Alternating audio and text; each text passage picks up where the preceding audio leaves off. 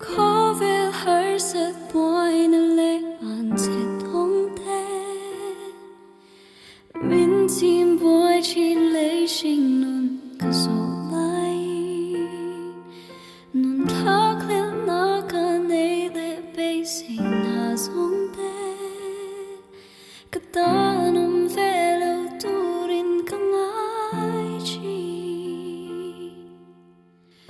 trong trái lệ đi lên đi cái chiar liam chi tan mặc ngã kín bay đón sáng mai là vì cái lỡ ba doan mình chia mình thấy nhẹ lâu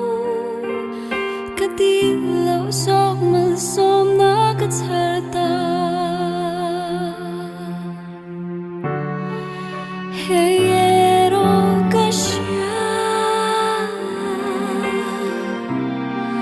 Engkima Thuani Hey Ero Kasya Engkima Rotani